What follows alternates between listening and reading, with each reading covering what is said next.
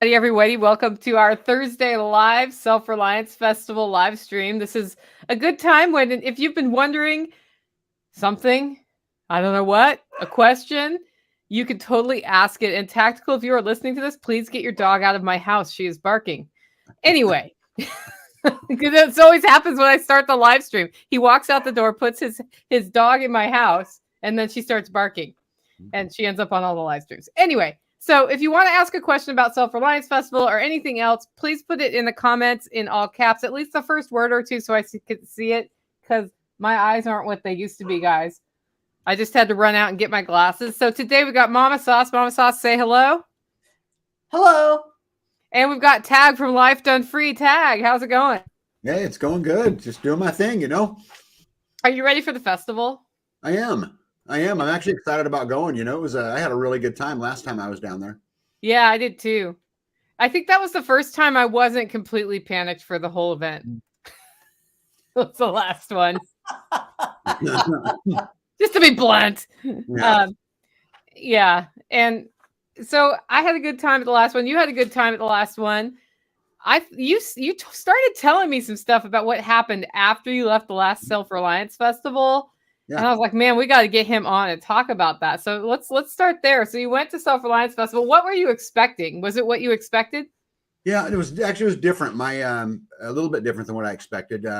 Just because it was way more business than I had expected, if that makes sense when I say that. You like business content? Yeah, no, it was just more what's the word I would use? Regimented. Like I'm saying, there was this, then this, then this. It was very structured. Yeah. Throughout it, when most of the ones that I had spoken at before were a little more loose. And so it was a little bit different for me. It was good though. It was good. Yeah. I got to, tell my story, which was cool. And everyone welcomed me. Hey, Uncle Bodie's in here. What's up, buddy? I know most of these people, but anyway, what's cool about it is the festival is cool. I like speaking. I like telling the story. But that's really not where the gold comes from, in my opinion. That's just kind of what gets everybody there, but yeah. But for me, what was cool is I met some amazing people. And, there's some of the people that I met there last year that I talked to weekly. And in fact, two of them that I met at the SRF Festival are right here in my county right now as we speak, working on land that they had purchased between the time I was at the festival and now. Yeah. And, they're putting in driveways and they're doing this and they're doing that. We've got a big potluck we're going to do on Sunday just to hang out with everybody. But when it was all said and done, I met a farm out of Missouri that I've become very close friends with. I've had two people buy land around where I live and have joined into our community. Mm-hmm. I've met another guy that now I'm doing business with. So I met all kinds of these cool connections that have turned out to be these great friends, And so that was not at all what I expected. I would have went just purely for that. Yeah, I was talking about that the other day, like, because you and I are both speaking at Next Steps in a couple weeks. And I said, I'm really excited about the speakers there. And just like Self-Reliance Festival, I'm, 99.9% certain that the thing I'm going to get out of that is I'm going to meet some people there who I needed to meet. Yeah. And that's the way most events go is the people you meet, if it's the right kind of event. Yeah. They're the ones you need to have. So what was your network like before Self-Reliance Festival and how did it change after? Yeah. So our community here has about 900 inactive people. Mm-hmm. What I mean by inactive is that's just the total size of them. Active, we've got about 150, and then we've got 50 who really do it all. And you know how that works, right? Yeah.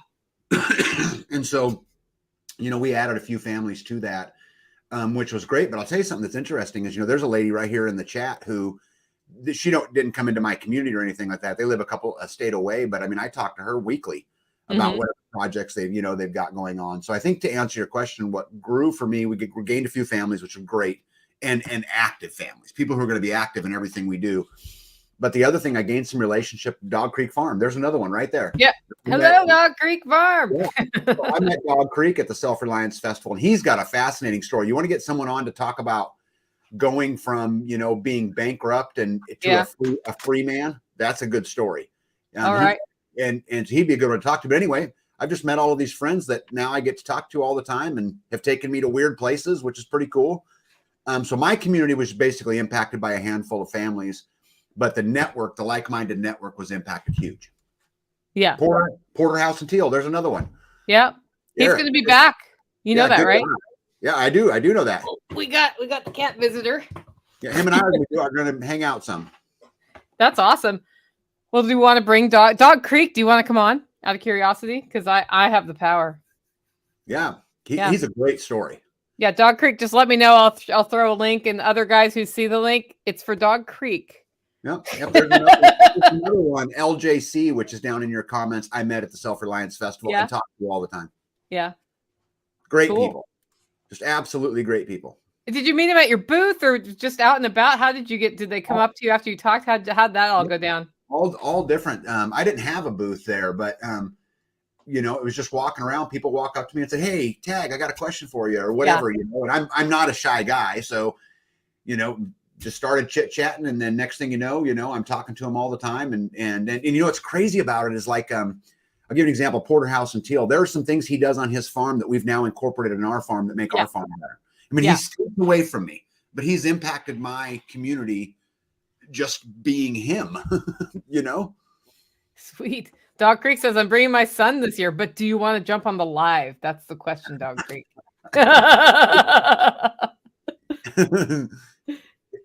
Yeah, he's a good, fascinating story. I really enjoyed it. I did an interview with him. Just really good guy.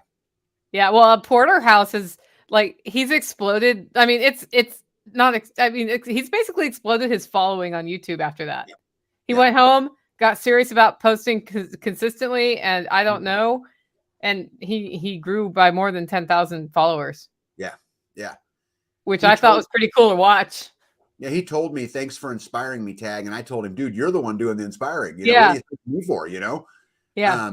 But super good guy. I can't wait to hang out with him. Just cannot wait. Yeah, we're all looking forward to that. So event manager, Mama Sauce, anything we need to know about? It's so exciting. We've got so many speakers who are talking about so many wonderful different things. So many of them really practical, go home and start working type stuff. I'm excited. And I've spent my entire day doing, I was going to say, Dear Diary, I've spent my day trying to figure out what I haven't done and get it done. Look at all these happy faces. So we've added a lot since last week. Of course, we've known that Tag was on the list. Mike Shelby, we talked about last week. He was late breaking news last week. Chuck Peoples is going to be there. Dana McClendon is going to be there. Bear Independent is now confirmed. Evan Dixon's doing off-grid comms.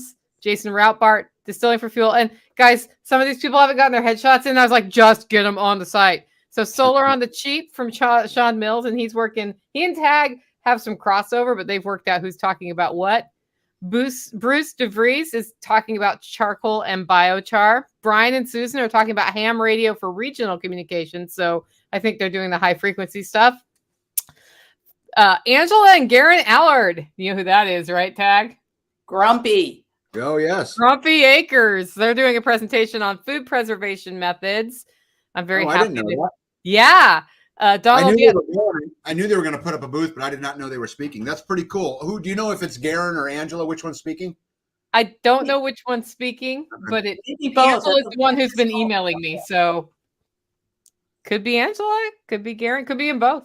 Yeah. Well, I want to know just so I can torture them. Okay. Well, do you know how to reach them? Oh, are you kidding me? They live 8 miles from me. Yeah. Well, look who's in the chat. Paul Wheaton. Wow. Hey, Paul. Hi, Paul Wheaton. How's it going? I noticed you're not on the site yet. You know why? Because we're not announcing you till next week. But anybody who's on this live might know that you are coming to speak. That I'm doing a big old ramp up to roll his out because he just came to in the last couple days. But yeah, Paul Wheaton's totally going to speak. Yes, holy crap! The Duke of Permaculture is going to be there, and we're gonna. I understand he likes pie, but he prefers to eat pie after his presentation and not before. That's what he told us when we had him on live the other day. We've got Confessions of an Ambulance Driver from Donald Young. Don't be a bitch. You need strength training. Stephen Boone. and understanding and managing back pain on your own, David Swiney. So that's a bunch of what's going on. I haven't heard back yet from the person who usually does blacksmithing, and I don't want to assume that he's doing blacksmithing, but I hope the blacksmith will be there. And we've got a whole bunch of other demos sort of in the works, but not 100% confirmed right now. So Right. it's really shaping up. What do you think of that lineup, Tag? Yeah, I think it's gonna be great. I can't wait to meet a bunch of them, and that's kind of one of the cool things that being a speaker that goes and does this, that I really kind of like the side effect, you get out of it. You get to meet all these other cool people who have got this passion in their life and are pursuing it. So I'm super excited about it. I hope I get to meet every one of them. You will. Mm-hmm. I don't see a world in which you don't. Yeah, it just gets busy. You know how it is. It's zoom, zoom, zoom, zoom, zoom, especially for you and John, and Mama Sauce. I watch you guys thinking, oh, I feel sorry. I should buy him a pizza. Yeah. I don't know. Hey, Paul, you want to jump on this live and talk to us? What, Mama Sauce? You don't want pizza, so I'll eat yours. I eat cauliflower crust. I mean, as of today, I can chew again. This is like breaking news. Yeah. I was promising you guys you were going to get Nicole after dark, and then it turned out that whatever happened earlier is gone. So they were like, "Don't make any financial decisions on this day." Oh, okay. Do the life done free thing. I like that. Smash those thumbs up. Exactly. Paul, go to your email. I'll email you a link, and you just click on the link. So we'll bring Paul Wheaton on too. Why not? Cool. Yeah, I think the thing I would tell everybody while you're doing that, Nicole, about, going to festivals like this, and whether it's the Self-Reliance Festival or the one in Georgia or the Midwest Preparedness or any of them, it's really about community, and it's about networking, and guys, I'm going to tell you something. Together is all we have. You can see it or you can not see it, but I'm telling you, together is all we have. And so I think the more of those networks we build, the better we are, and the closer we get to that parallel economy that I think we all dream of, that we all work so hard towards. Can Squatch, what's up, bud? So I think get out there, go meet everybody. Yeah. Well, when Self-Reliance Festival first started, John was like, "Hey, I want to do something." And he had a network and I had a network, and I was more homesteadery. He was more tactical. And we brought those two things together, and it just turned into a really cool event. And then as more people like you, Tag, and different speakers who have their own networks of doers come, it's like it gets bigger and bigger, and it's people who do, which is awesome. Yes. So, yeah, and so that's where we're going to next steps in a couple weeks. That's a whole network of people who are doers who I have not met. Yeah, super cool. And I'm excited about that. I'm hoping some of them come to Self-Reliance Festival, but it's interesting once you've been there how that works. Paul, can we hear you yet? I give up. Can you? Yes. Paul Wheaton is on the live. Mm-hmm. I was just about to head to bed. You guys are on the East Coast and you're still up? Yeah. I know, it's country midnight, isn't it? It's like 6 o'clock. Oh geez, that's even early for me. I was thinking time to wrap up the day. I've been up since 4:30. It's time to finish. Yeah. So, and I thought, what's on the YouTubes? And then YouTube said, "Oh, you should look at this." YouTube does that to me a lot. It particularly thinks that I should be looking at characteristic of being autistic or like the difference between that and ADHD. So apparently I've been something about what I've been doing has made it target that with me. So don't know why. I've learned a lot about autism in the last 2 weeks though on YouTube.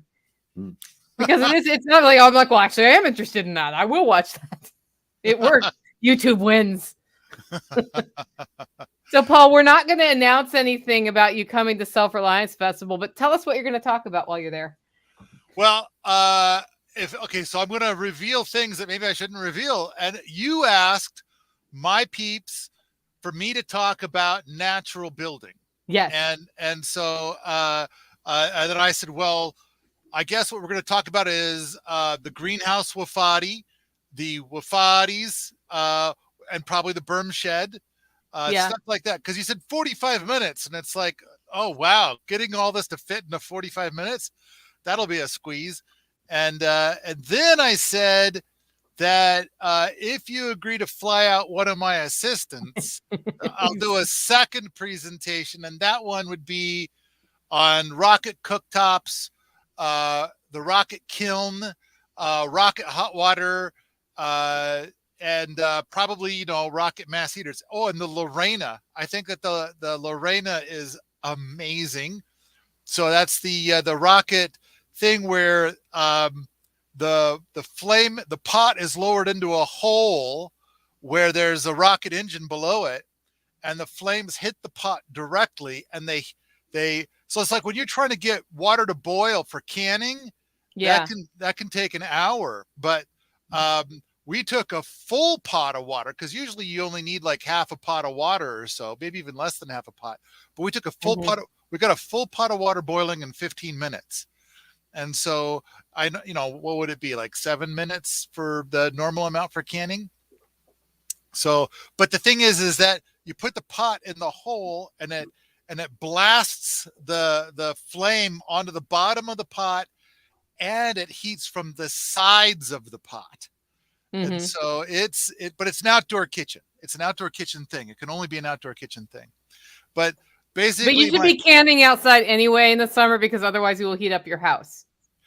And right, Tag? Is that how you guys do it there? Yep. Oh, yep. Yeah. Otherwise it gets way too hot. But the other thing is, it was like all off grid. You want it all off grid, and it's like, oh yeah, we got tons of off grid for you. So there's probably about a dozen different topics that we've already got presentations for. Yeah. But that was kind of what was left in front of me. They're like, oh, Nicole wants natural building. So, and we've got an outdoor kitchen started here. But then also the other thing is when harvest comes on in the fall, because we had this solar food dehydrator, which is really amazing at dehydrating food on a sunny day. And it's like, man, I wish we could do that. Like, what if the weather turns or night comes around? And so we made another solar food dehydrator that's just crazy jumbo huge, with a rocket assist. And so what you do is that when evening's coming around, you just build a small fire. It warms up a bunch of rocks in there, a bunch of big ass rocks, which will hold the heat through the night and keep the air moving through. So that's our solar food dehydrator with rocket assist, which is great for the fall when you're getting in all your foods and stuff and you need to dry them all. Anyway, I don't know. You asked me what I'm going to be talking about. And you said what I wanted you to tell me. So when I said natural building, I was just thinking to myself, what I really want is a deeper dive into the Wofati. Right. And he's like, I'll do something about Wofatis. I was like, yes, because it's a perfect fit with Tag's, because Tag has an off-grid homestead and has like changed his life, his approach to life, as well as has a very comfortable off-grid homestead. Yep. And he'll be presenting. We've got Sean Mills doing some things about solar on the cheap, and then adding Wofatis to that, which means like if you build in a way that reduces the need for heating and cooling. Yeah.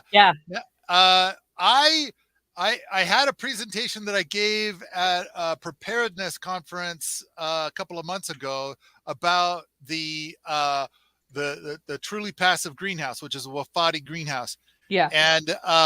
And Bo said, yeah, but we can't use that because Nicole's people, they don't want to hear about greenhouse stuff. They want to hear about the joinery. They want to hear about the roundwood timber framing that we do inside of the Wofatis. That's what her people I'm sure they will want to hear about that. Yeah. And it's like, oh, okay, we could do that. I love talking. How did about they know joinery. that? Did they like interview my people? I think my peeps are already like, consuming your stuff is what is my guess. I mean, when do Jack keeps telling me about that podcast, and it's like, Jack, I think I've listened to 3 of your podcasts for all time. And Yeah. it's like, I'm really not a podcast consumer. I don't know why people listen to my podcast. So, Yeah. but the key is that, so I'm right. The joinery is what your peeps want to hear about, because I think the berm shed is a good one.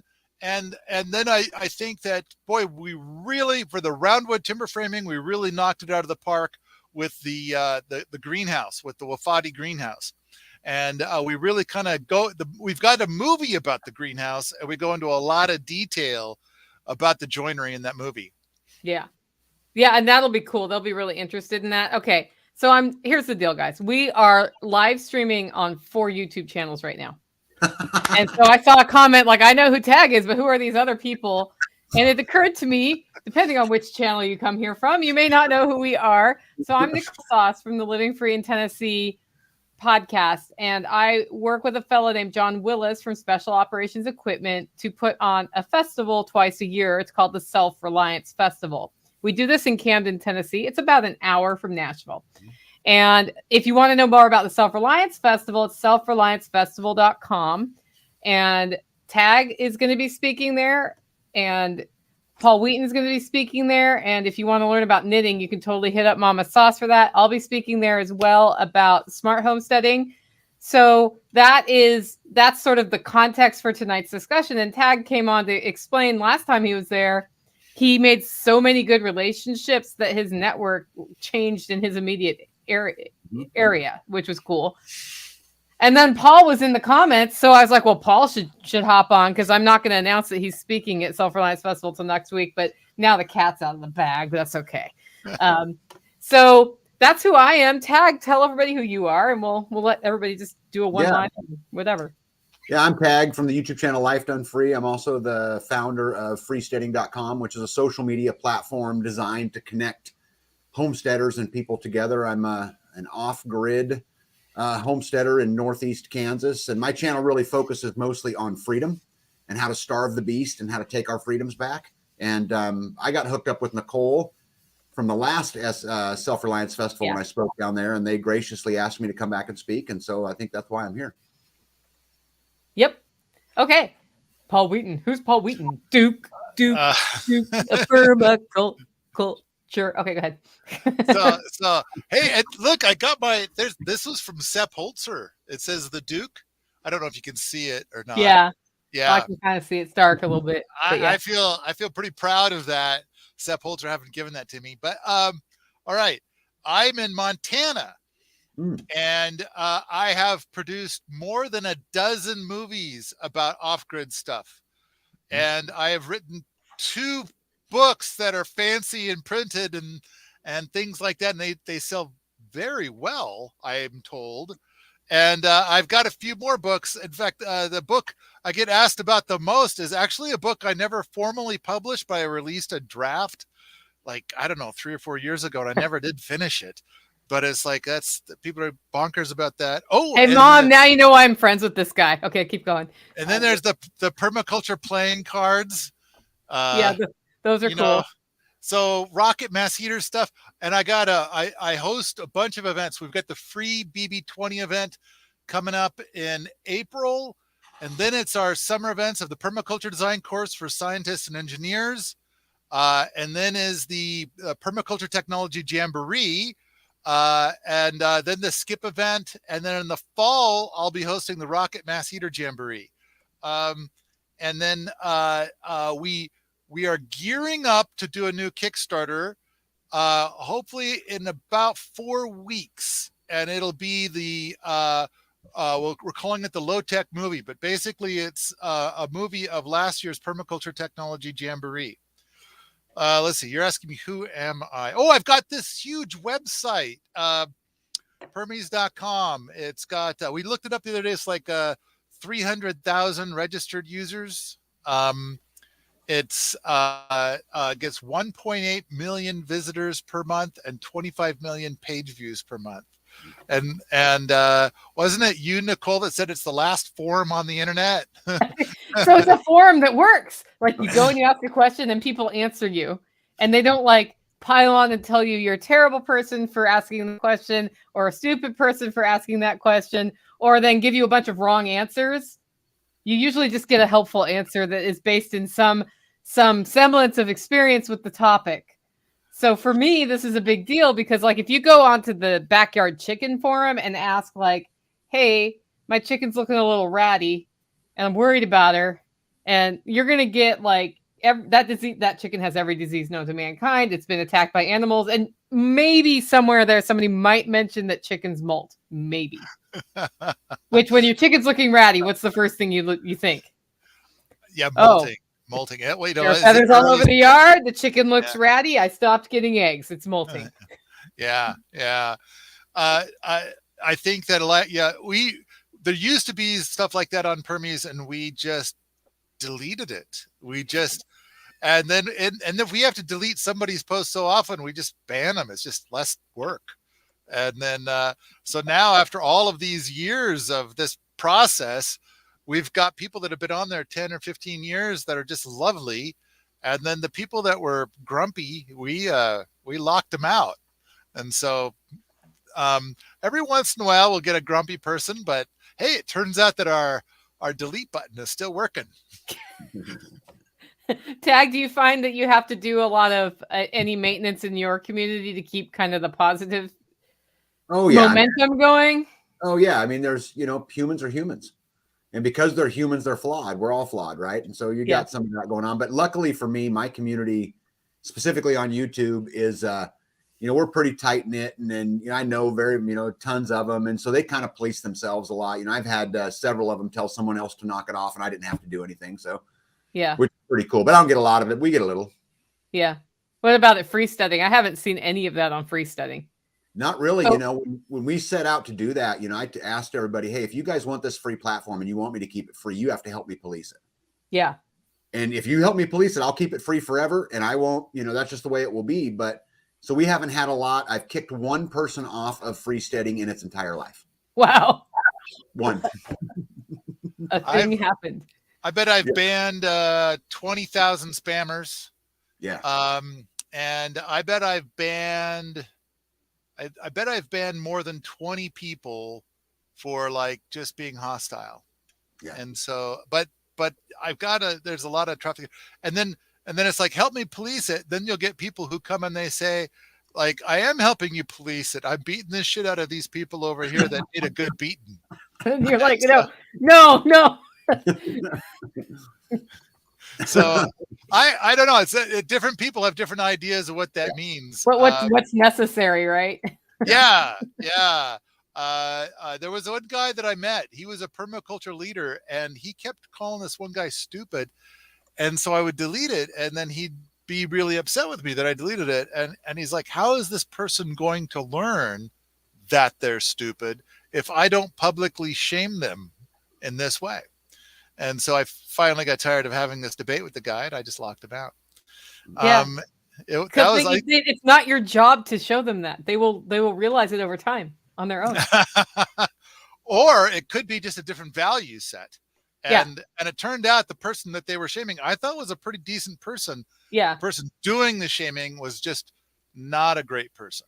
And so, and really that's the thing that I think is the key, is that when I started Permies, I had already managed several online communities. And when I started Permies, I thought it would always be tiny. And I said, look, there's only one rule, be nice. And then I'll post some guidelines once in a while about what I think that means. But let's be clear. I want to run a site that talks about the things I want to talk about the way that I want to talk them. That's about it. And if you make a lot of work for me, I'm just going to ban you because that's easier. And it's like, then people say, you can't do that. That's not the way the internet works. And it's like, somehow it's become this massive site. And it's like, because I'm doing it all wrong. Yeah. I like what Jack says. He kept harassing me to get an email list put together. And he said, people are going to tell you that you're doing it wrong, and then just expel them off of your list. And it's like, if you try to please everybody, you'll please nobody. Yep. And so just do your own thing. And if anybody doesn't like it, just tell them to piss off. Yeah. That's worked out really well.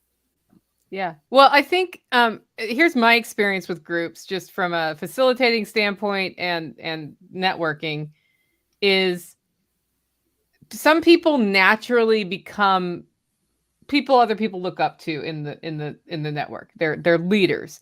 And if you identify who those people are and empower them to set a reasonable standard, then you don't have to do that all the time, right? And if there's a reasonable standard that's consistent, the people who are your best people, who are not really looking to be in a position of leadership in the network, love it when the cancerous one is kind of ushered out the door. Or, it's kind of like when you're at an event and the speaker is talking way too long and it's like 45 minutes past when they said on the agenda it will be done. If you let that happen as an event coordinator, you're in the wrong, not the person speaking, first of all. And half the room, even though they might have stayed, all you had to say was, "Great, thank you for your talk. Those who want to continue, go for it. Everybody who wants to leave, leave." If you do that and they keep talking, that works. Or if you just keep it reasonably on time, they don't feel like you're wasting their time, even if that content's interesting. Have you ever noticed that? It's like, even if it's interesting, if you let it go way too long, people get mad. And so that's the same with communities. If you let if you give all your attention to the person who needs the most attention, who is usually the one who's causing problems, you lose all the good people. I think that's totally true. I think all online communities wish to devolve into one of two states. The first one being one that we've all seen: 6 people in asbestos underwear flaming each other infinitely. Yes. And it's like, because 1,500 other people were there, but they got sick of it and they didn't have asbestos underwear, so they left. That's one. The other one is to devolve into something that is all fluff, where everybody just says nice things to each other all the time, but there's no substance. And so on Permies, what we do is, whenever anybody starts saying fluff stuff, what we do is we have as a tool in our arsenal, we have a time bomb.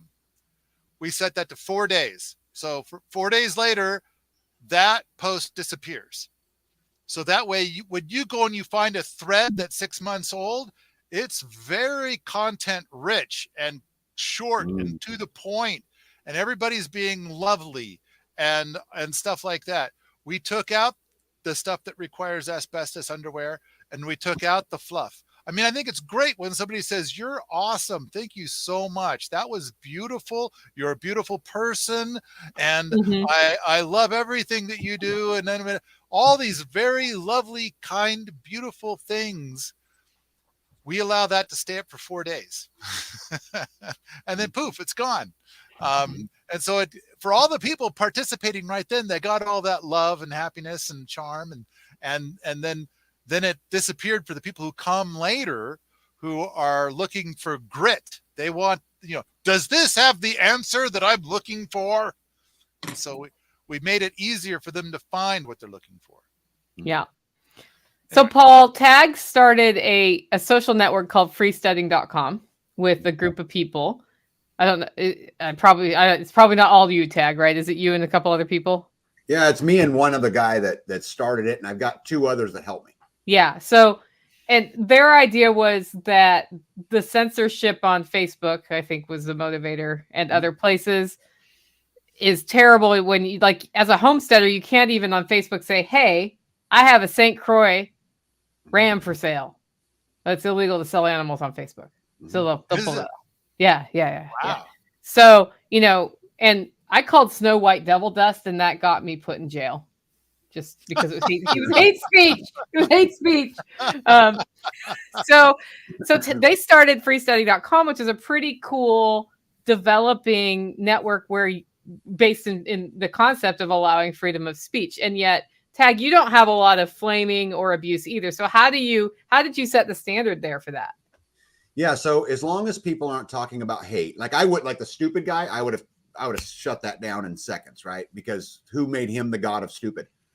And I Yeah. guarantee I could ask him 2 questions, he wouldn't have a clue what the answer was. And so anyway, so I don't put up with that. But really, it's just don't no hate speech and no violence. If you don't do those, I'll let it go. Yeah. And I mean, I've seen people have disagreements in there, but as soon as they start calling names, usually what I'll do is I'll message the person and tell them to knock it off. And if they do, we're good. Yeah. And if they don't, I'll just get rid of them. But I've only had to get rid of one. And interestingly enough, the one I got rid of is because they demanded I censor the speech of another channel, one of the other community leaders. They were Really? an community leader that I had. So, Paul, our freesteading is based upon a whole bunch of different community leaders who have channels and websites and all this. And one of them said, I don't like this channel. I don't like what they talk about. You need to censor them. And I said, no. This is a free speech platform, and I am not censoring nobody. Yeah. If you don't like their opinion, don't watch them. That's easy. That is easy. That's the only person I had to kick off because they demanded that I censor people, which is so amazing to me. Don't watch that channel. It's like you can do this. Yeah, just watch something else. I'm sure YouTube is full of stuff I don't want to ever see. Yeah. It's easy peasy. On Permies, we have guidelines. We don't allow anybody to suggest that anybody else on Permies is anything less than perfect. And so we know they're not perfect. You just don't have to point it out. And then the other one is this one's a little tricky. And this one sounds like, and I thought of that when you were just saying what you were saying. And it's like this one we have, it's like you're not allowed to say the truth. You're allowed to express your position. And because the moment somebody stands up and they says, this is the truth, then if somebody else has a different experience, they feel like they're entering into a conflict if they want to share their experience. And so, and I feel like I want to hear that other position. And so if somebody says the truth, that kind of prevents people, lovely, kind, gentle souls, from sharing their position. So we don't allow the truth, which is a little bit weird. But the other thing is we do not, because a lot of people have come to say, you are violating my rights of free speech. And I have to remind people, this is not free speech. This is freedom of the press. And freedom of the press belongs to those that own one. And so, because you want freedom of speech, you could sit in your chair and yell out, I like pie. And that's freedom of speech. You could go down to the street corner and yell it. You can go to the laundromat and yell it. You could probably even go to a grocery store and yell it. That is freedom of speech, which is different than freedom of the press. And so we're a very heavily moderated site. And maybe we got here because of just, lots of history. And we just had we just passed the number because each of the threads has a number. We just passed 200,000. So we've got 200,000 threads now. And unlike Facebook, we hardly encourage perennial threads. So somebody bumped one the other day that was, 15 years old. That was like cool. and it was still as relevant today as it was 15 years ago. Whereas like on Facebook, you get something where it's like 3 days old, it's gone. That conversation is over now. So anyway, let's not talk about this kind of thing. This is so now. Well, people are interested because they start communities and they have that issue.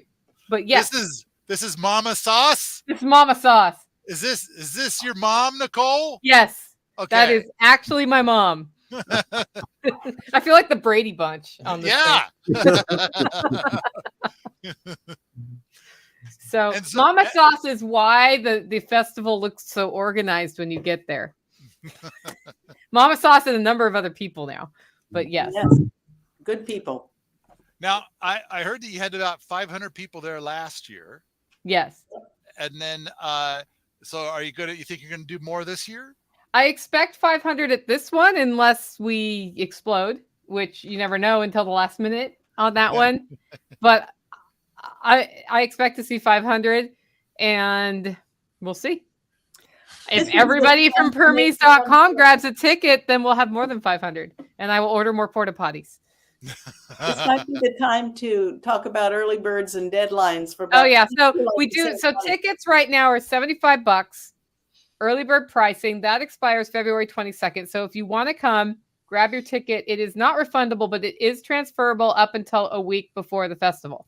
You can email us and say, my name is blah, blah, blah. This is my order number. And I actually want it for this person. We will update that. If you transfer your ticket to somebody after a week before the event, they need to check in as you. You know, okay. At this point, we don't have people pretending to be people with fake ID to get into the event. So I'm not so much worried about that. Usually if they know the name, it is what it is, right? I think we've never had an incident where somebody tried to grab somebody else's ticket, but no. So that's how tickets work. After the 22nd, they go up $25 to $100. So if you think you're going to come, grab it right now. selfreliancefestival.com. The event is the 25th and 26th in Camden, Tennessee. And on the 24th, Bear Independence Crew is coming, and they're doing an emergency medical training it's an extra add-on. It's $425. You get a kit for practicing a medical stuff. It includes lunch, and his crew will be there teaching. That's also at selfreliancefestival.com. Just click on tickets, and it's right there. So you can do a whole thing. In fact, if you want to go nuts, you can come Friday, do the bear class. You can do Self-Reliance Festival, where you'll hear Tag and Paul Wheaton and Nicole Sauce and a whole bunch of other cool people. We've got Joel Riles doing a defense dog demonstration, and we've got Porterhouse coming out to talk about making compost, and Grumpy Acres folks are coming out to do food preservation. We got ham radio, all sorts of stuff. Yes, I should specify the month. March 25th and 26th. 24th is medical. If you are really into ham radio, one of the ham presenters is staying after, going to Tactical Response, which is another really cool school in training center in Camden, Tennessee. So it's in the same town. He's doing From Zero to Hero on ham radio. You come out with a certification, I'm pretty sure. I don't know about the certification part, but so you can just make a whole week of it. Learn all the things, guys. Is Camden close to Nashville? It's an hour from Nashville. It's very rural. All right. Yeah. All right. Yes. So I already got my ticket, and so I'm flying into Nashville. That's the right place to fly into. That's what you're flying into. Yeah. All right. All right. Yeah. Paul is flying in, and so is CJ Kilmer from the Dangerous History podcast. And you guys, I think, are arriving around the same time, so I may have the same person pick you up. I'm actually looking at that right now. Delightful. Yeah. Yeah. Okay. I don't know. Tag, are you driving or flying? Yeah, because EMP Shield's coming down. I'm going to hitch a ride with them. Yeah. And we'll just drive down. It's about 9 hours for us. So. Yeah. Yeah. EMP Shield is one of our sponsors. So thanks, EMP Shield. Yeah.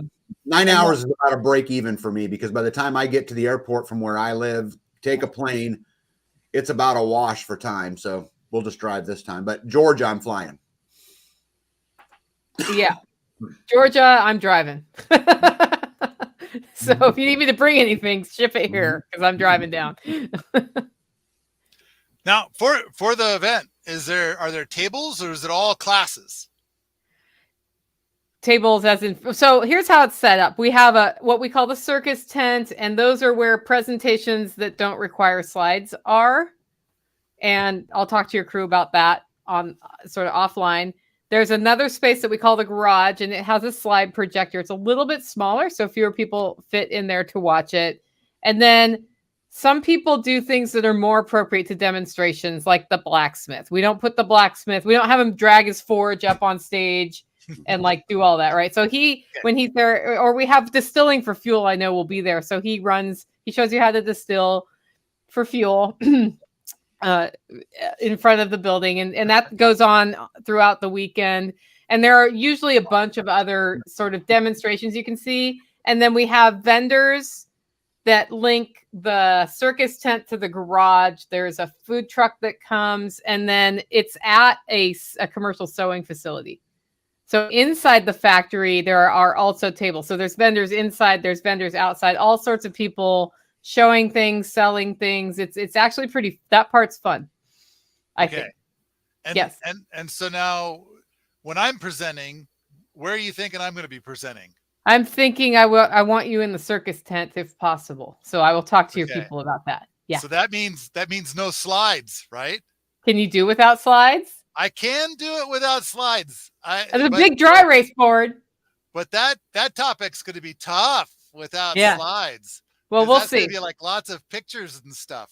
Yeah, we'll talk offline about that. There may be a workaround for you. Okay, all right. Let's see. Yeah. Tag's used to the format now. So the way this happened, Paul, is that I've seen a lot of PowerPoint abuse in my time as a corporate facilitator. And PowerPoint abuse is when you write your presentation on your slides, which you don't do because I've seen your slides. So you write your presentation on your slides, and I can read your slides faster than you can speak what's on your slides, and then you lose the attention of the audience. And so when we first went there, we actually didn't have slides on purpose, so people had to be more prepared for their presentation. And I know that sounds mean and manipulative, but did it work?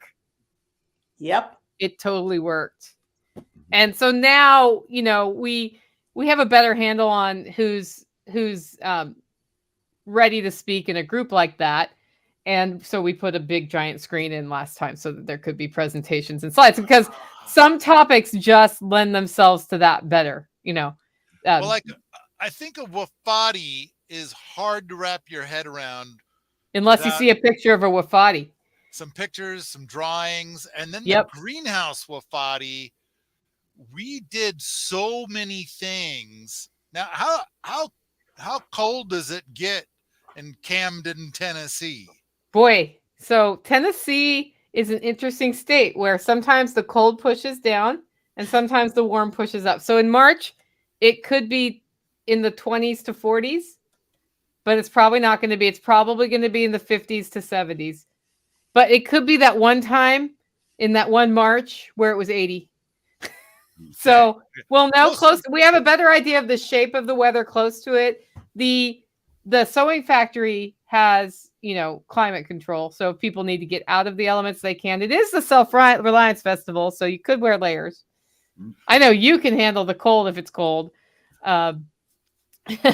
He's like, that's why I'm in Montana, Nicole. So it just depends. And if it's raining, that's why we get the circus tent, and is what it is.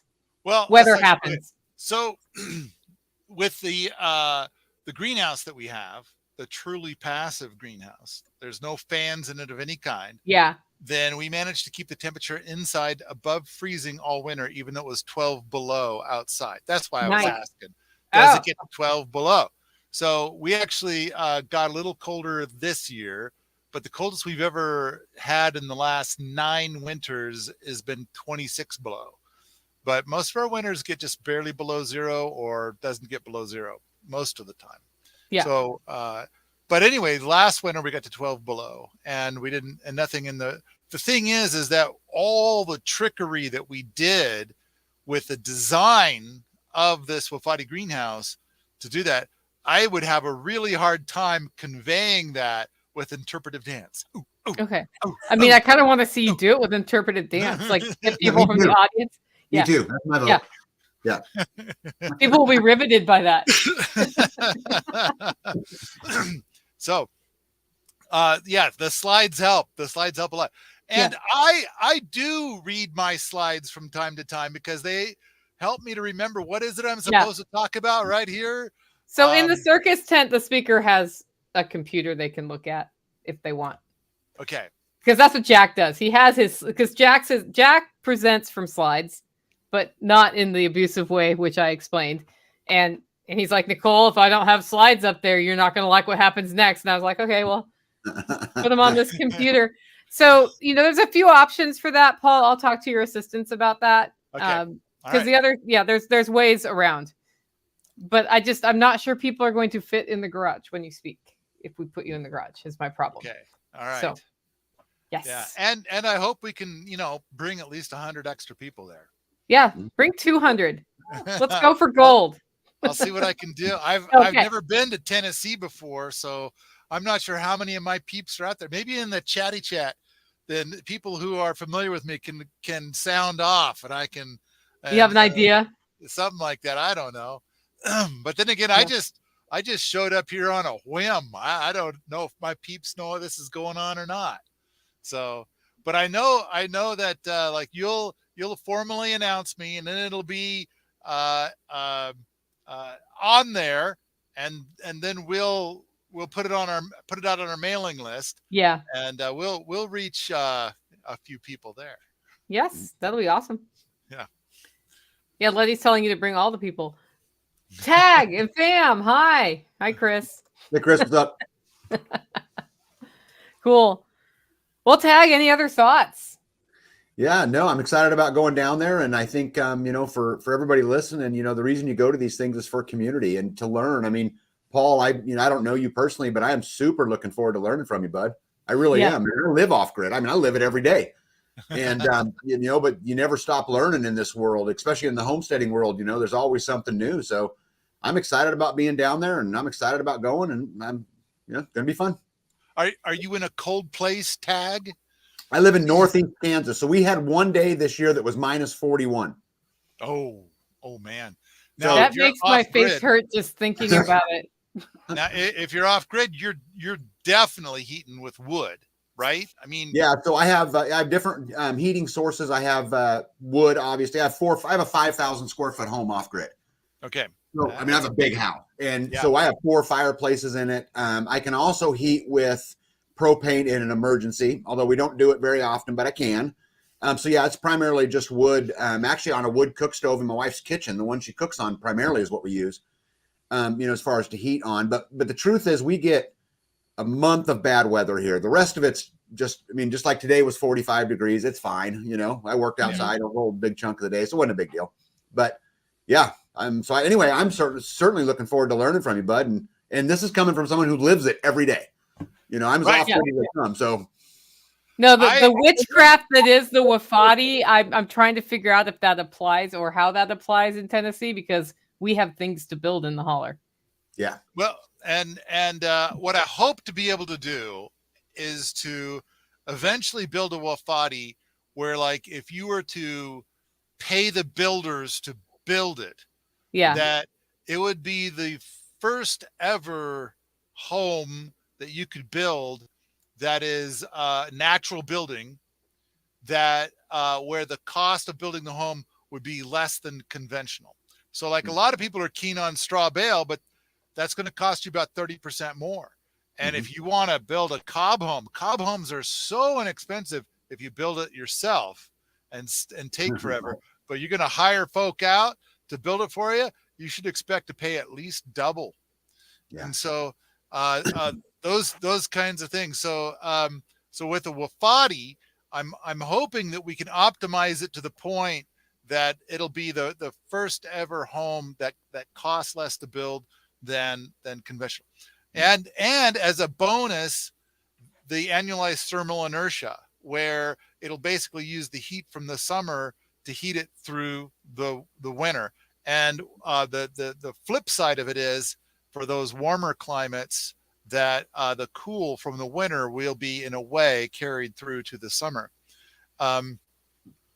Those kinds of things. But of course, the thing is, I saw an off-grid YouTube video like 2 days ago, and they were so proud of their off-grid thing, and they had their wood stove, and they're like, here we are getting the wood to heat, to put in our wood stove, and he built a big ass fire.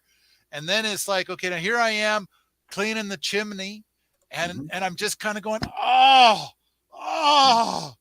And what I want, of course, is, like, if you're going to travel that road, at least get a rocket mass heater.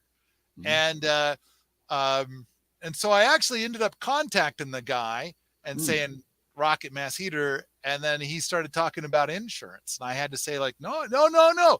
Insurance companies think rocket mass heaters are 10 times better than a conventional wood stove like yours.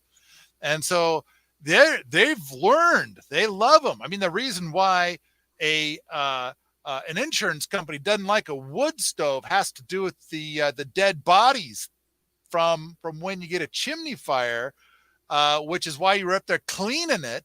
And rocket mass heaters never get a chimney because basically they've domesticated the chimney fire. That's how a rocket mass heater works. So it uses it all. There's no creosote in your system. So anyway, sorry, Tag. Yeah, I just, you say off grid and my mind just goes zippity doodah down that road. And I'm like, oh, I want you to use a rocket mass heater. Yeah, Paul, listen, but I don't claim to know everything. I know what I know because I've gone down the road I've gone down, but I'm learning every day, and I'm learning how to be more efficient every day, how to be freer every day, how to do things better. I went from a corporate job where I wore a suit and tie every day for a big financial company to quitting the whole system and learning it on my own. I mean, I'm on a journey. I'm in, man. You guys are going to have the best conversations. I think I just need to sit you two on stage and you just talk to each other. Oh, I'd love to do a panel because, my version of off grid is this super modern. I have every amenity any other house has. I have big security. I have air conditioning. I have everything, but it's not to suggest that my way is the only way. It's just the only way I've found so far. I'm open to learning. Yep. Bring it on, my background is as a corporate whore also. Oh. Actually, Jack says nobody wants to call themselves a corporate whore except me. And it's like, I played that game for a couple of decades. Yeah. I did software engineering, and in fact, here's this is software that I wrote in 1994. Okay. And it did very, very well. And then later on, like of all the projects I worked on, there's not very many I can talk about, but one of them is that I designed the ground systems for the spacecraft that takes pictures for Google Earth, or at least they used to, but that was a long time ago. Yeah. I wrote the predecessor to Google Earth. Only with my version, you could task the satellite to take new pictures. Mm-hmm. Yeah. Anyway, that's, so long ago, whole different life. Yep. I would welcome it. Like I said, I know one thing for sure, which is I'm human, which means I'm flawed. And because I'm flawed, I don't know everything. And it's cool. I know what I know because I've been down that road, but I'm in. Let's have a conversation. Let's get on a panel. I'm in. The more you learn, the less you know. That's true. That's how I feel about permaculture. There was a time when I thought I kind of understood what was going on. And I'm like, wow, this is a big world. There's a whole bunch of ways to apply this that I learn all the time. Yeah, that's the thing about off-grid living, I think, that a lot of people don't understand. And I'm going to talk about this in, when I get up there and speak, just about the difference. The main difference is management, in my opinion. You live in a traditional home, everything's managed for you. And when you live off-grid, you're managing it all yourself. And it's learning how to manage through and be efficient in managing through all of these systems and processes. And I'm learning every day, Yeah. So when going off grid, I agree with what you're saying so much. So many people don't realize that it's like, okay, if you're going to go off grid and you're going to have solar, let's say, then it's like, you're going to need to know 20 times more about how that works than you want to know. Yeah. Now, I do believe that we are on the edge of getting to something where it's going to be very turnkey. Mm-hmm. Like you just set the box down and you plug in your solar panels and it just works and you don't think about it at all. I think we're super close to that. It'll be very modular. Yeah. But for now, there's so much you got to learn that you never wanted to learn. And it's like, and you got to be on top of it. And you're going to have 4 power outages a year. And now it doesn't just magically come back on. Like, we'll just wait. Did it come back on? No, you're going to have to go, and it's up to you to figure out what happened and how to mend it. Do you have a spare inverter sitting in a box gathering dust waiting for this moment? No, I do. I have one of those. It's Yeah. literally sitting in a box. Yeah. Waiting. It's the Waiting one I for- don't use. Waiting for its moment to shine. It's gonna shine. Well, you know, the first that I had that moment when the tornadoes came through Tennessee in 2020, and it knocked out all comms. Like, it knocked out cell phone, it knocked out internet, it knocked out power, it knocked out data centers. So actual telephones didn't work. And the only way anybody could communicate was ham radio or actual, like, the high frequency radio. That's the only way we got information. And of course, we had no power either. And I'm like, well, we got to keep our stuff from going bad. Get out that inverter and start the car. Does this really work? It was like the first time I'd ever done it. It worked. Thank goodness. So that's not what you should do, guys. You should actually use it before something like that happens. But yeah, that's not always how I roll. I don't like to lie about, you know, how I really did the thing that I tell you to do differently. So It's hard. I'm looking forward to it. And I noticed that when I tapped in to begin with, you were like talking about all the things that were going to get talked about. So I missed that part. I'll have to look at a list later on or something and get up to speed on all the other stuff. I mean, I get the one when I'm not talking, I get to go and look at all the other things, right? That's right, you do. And we have a really interesting, it's a very diverse, like, there's a lot of off-grid focus this time, which is cool because a lot of people are interested in figuring out how to take control of their energy life. And I'm glad that we have so many people in the network who can share different ways to do that. We also have 3 tactical presentations that are more like self-defense related. We have a lot of homesteading and growing food and preserving food. And then we have demonstrations. I call it like the makers demonstrations, where a skill like blacksmithing or welding or any of these things that people have forgotten how to do. Installing fence could happen. Somebody can show you how to stretch a fence. I don't know if that will happen at this one, but it has happened in the past. Those things pop up all over at the festival, and that's really fun too. I don't currently have an animal processing demonstration at this one. We've done rabbits, we've done pigs. We haven't done chickens yet, so I'll see if Willis has chickens still that he needs processed. So we might do something like that if it's there. But it's, you know, the other cool thing is to take tours of the property and see what's happened to what was essentially a rock quarry when he moved in. So anyway, so there's all sorts of stuff you'll be able to see. Plus you get to talk to really cool people. And as we were talking, I think, so we haven't locked in the entertainment for Saturday night, but there will be entertainment. I don't know if it's music or comedy or a combination of those things. I have reached out to somebody in our network who can help me find the right thing. So thank you. Tactical just brought me water on a platter like a waiter. Fizzy water. Yeah. So fizzy. Hey, I was going to ask Paul a question. You know, Paul, we've got a really good community here of a lot of people. So we have our own quasi-intentional community that I live in here in Northeast Kansas. And so there's homesteads being built almost every day. And I think a lot of these people could learn a lot from you. And I'd love to further our conversation on how to take that off-grid living, continue to push those boundaries to be a little better and a little efficient. I do it because I want to live free and I don't want no one to have stroke over me, and I want to be in control of my own life. But a lot of people do it for a lot of different reasons. But just to tell you, I would welcome the conversation. I mean, I'd absolutely welcome it. I can put you guys in touch. I feel like so much of what I know comes from, in fact, doing these events is awesome because you get to sit down next to other people and learn a mountain of stuff. I don't know how often it is I'm asked a question and it's like, oh, let me tell you about all the people I've talked to at the previous thing. So for example, it seems like every time I present, you know, because like when you're done presenting, there's usually like 8 or 9 people that come up afterwards and they want to say things and talk about things.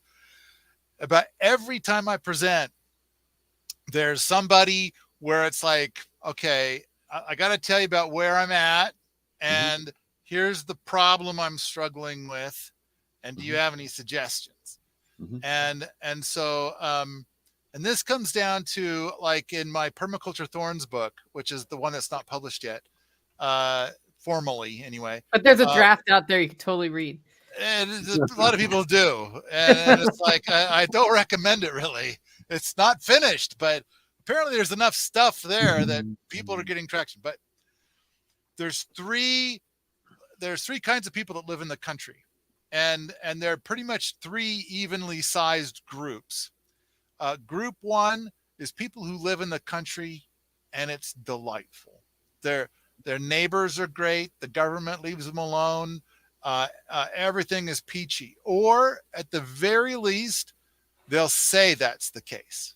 Mm-hmm. And maybe it's not the case, but they say it's the case. Everything is just delightful. And then there's a second group where there's struggle. And it's like their neighbor sprays onto their gardens, and or the government is saying you can't do that here, or whatever. There's all kinds of things. And that's the people from group two. I hear from at least one of those every time I present. Mm-hmm. And then there's the people in group three. And all of them used to be in group two, and they moved. They're like, I want to move someplace that's at the end of the road. Yep. And then on top of that, when I get there, I'm not going to talk to anybody within 10 miles. And it's like they had their drama when they were in group two. And it's like, I just want to be left alone. I just want to do my off-grid thing and be left alone. Have some peace and delight. And yes, I love community, says the people in group three. They love community. But when it's close, those people that were so lovely somehow transform into somebody else. And or only what, because like we were talking earlier about it really only takes one person to kind of ruin the party. Yes. And it's like, and if you go out and you meet 100 lovely people, one of those lovely people suddenly becomes less than lovely. And it's like, okay, you know what? I don't want to move again. So I'm going to pick a place, and I'm going to, like, any relationships I build are more than 10 miles away. So if it goes sour, well, I'm 10 miles away. And so, sorry, we got to talking about the things that you learn. And I kind of feel like a lot of the stuff I learned is like, it's an indirect knowledge or a cumulative knowledge of all these different people bringing all of this different stuff. And no, you're right. It's like, there's just so much still to learn. And then it's like, I kind of feel like we're in the internet age. We can adopt like 40 times more knowledge than we did 30 years ago. Because 30 years ago, we would read a book and we didn't know if the guy writing the book was a quack or not. And now we can get a lots more qualified information. We are relearning things from hundreds of years ago that were pretty much forgotten. But now, thanks to the internet, we can kind of pull that knowledge back, and we can enhance it with other knowledge that we've only learned in the last 10, 20 years. I think rocket mass heaters are a great example of that. It's got all the best from the masonry stoves, combined with new materials and new ideas on how to do it faster and quicker, like using duct and things, which wasn't available 300 years ago when they made them. So I think there's so much. This exchange of information that we can do today is phenomenal, and it's just a matter of how much information can you take in, and then plus in an efficient and beautiful and digestible way. How do you digest this new knowledge that's put in front of you? Can you digest it in this format or that format? Or you go to an event with a bunch of other people, and it's like, and now it's interactive. You can ask, if rather than just seeing a YouTube video, you can interact and say, well, yeah, but what about this thing? Yeah. So 6 years ago, I went to an event, and I met Sean Mills from Hack My Homestead at that event. And that same year, I had him come to my house, which is on grid, and assess it for energy. Like I was like, he said, what? And we established like big picture goals. Basically, took the permaculture approach to my energy plan, and started peeling some things off. So I have a solar water heater. That was the first thing we did because we looked at like my goals, my budget, what would make the biggest impact for the lowest expense. And that was it.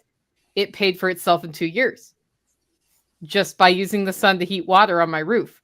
Mm-hmm. And we are doing our first solar install here in April. Mm-hmm. And it's taken 6 years for it to make sense to go to solar because we've done other things. There's a rocket mass heater in my pump house. There's not one in my house at this time, but I have a soapstone.